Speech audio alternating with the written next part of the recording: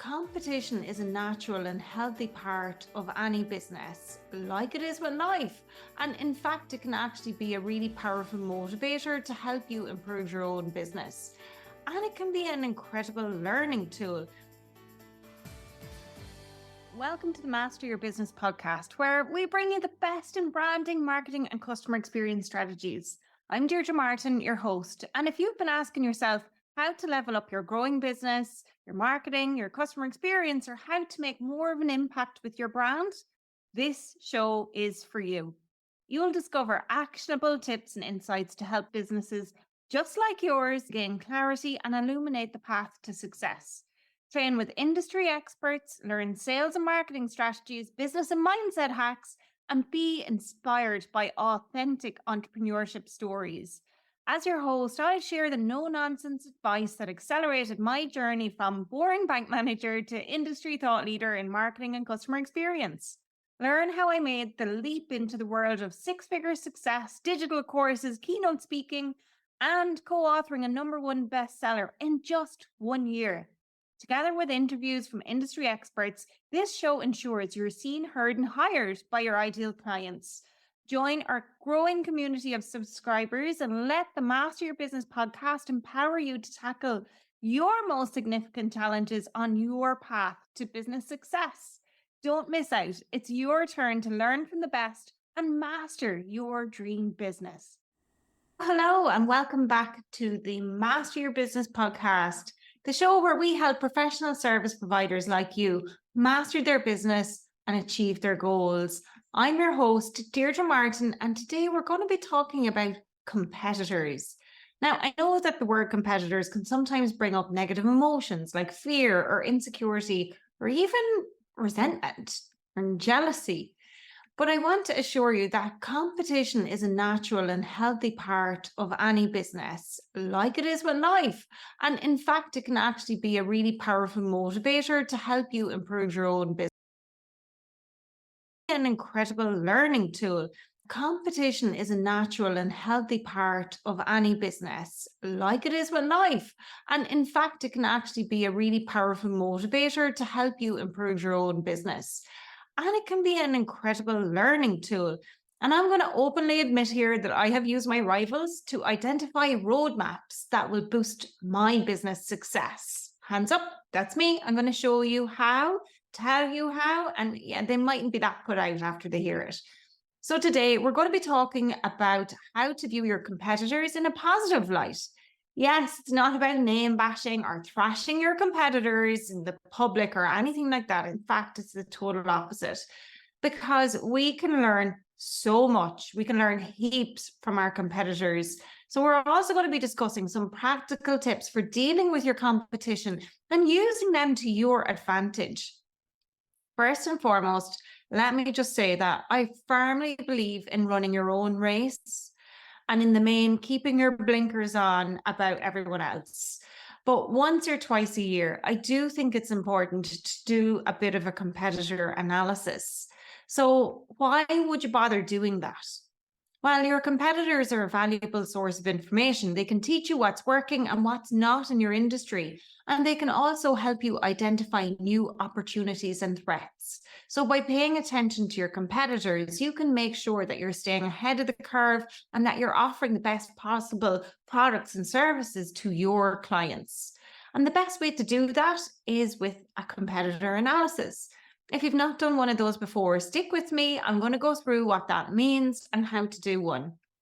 A competitor analysis basically evaluates your competitors' strengths, weaks, opportunities, and threats. It's a SWOT analysis.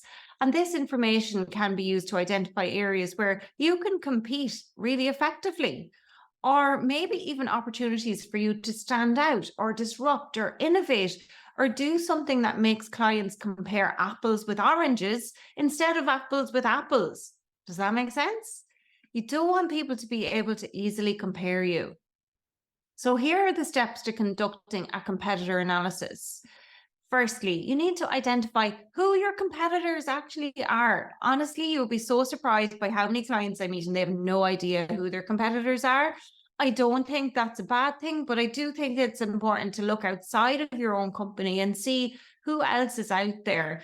And I like to look at who is a really big name in the industry that I work in, who is a medium-sized name in the industry that I work in, and maybe who does something that's very similar to me. Maybe I'm medium, maybe I'm big, whatever size, it doesn't matter. So I really only ever look at 3 at a time. And then I set out to gather information about them. And there are loads of ways to do that, like online research. You can use tools like Google search. You can do a website review. You can check out their social media pages and look at what they're selling. What are their freebies? What sort of lead magnets are they using? And then what are people saying about them in the customer reviews and so on?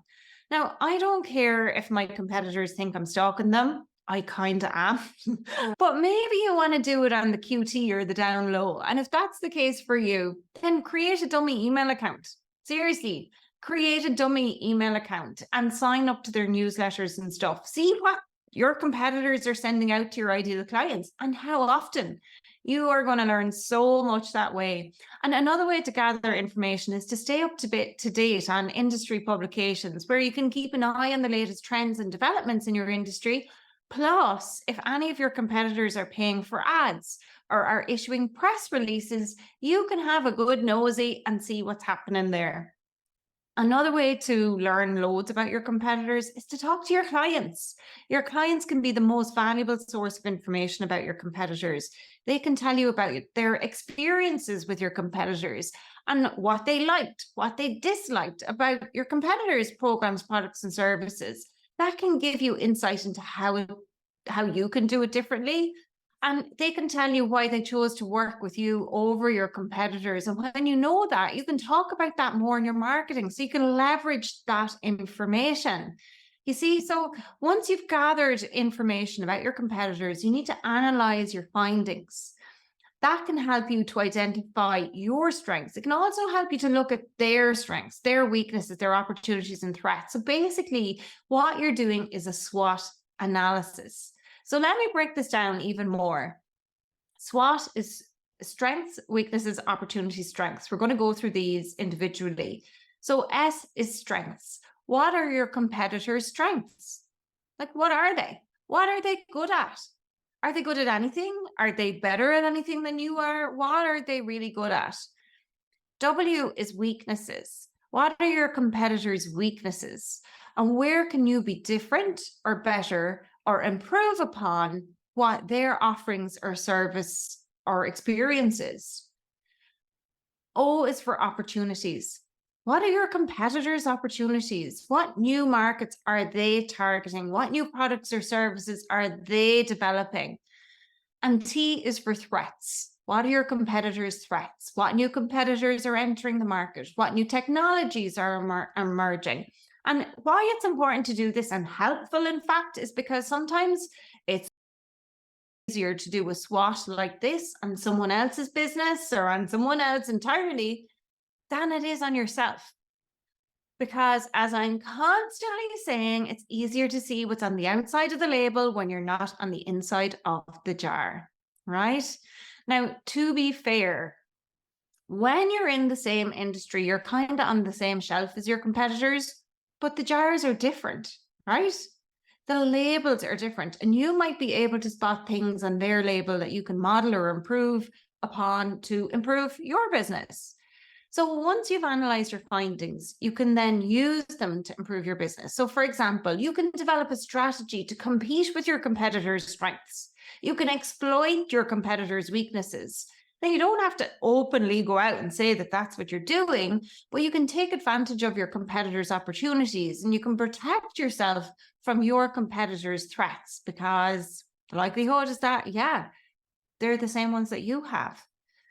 Now, you know how I'm all about being practical, and in every episode, my goal is always to give you practical tips, insights, and information that you can simply take away and apply in your business to master your business and get results. So here are a few practical tips for dealing with your competitors. Don't try to be everything to everyone. Focus on what you do best and let your competitors worry about the rest. Differentiate yourself. So figure out from that analysis, what makes you different from your competitors? Why should clients choose you over them? And then build relationships. Networking with other professionals in your industry can be a fantastic way to learn from each other and get ahead and potentially open up collaboration opportunities as well. So look at your competitors as a learning opportunity. Don't be afraid of your competitors. Use them as a learning opportunity to improve your business. Competition is not a bad thing, and there's enough business for everyone. And getting that business will come from being different, it will come from staying ahead and the relationships you've built. I'd love to hear how you've done this in your business. So reach out and let me know.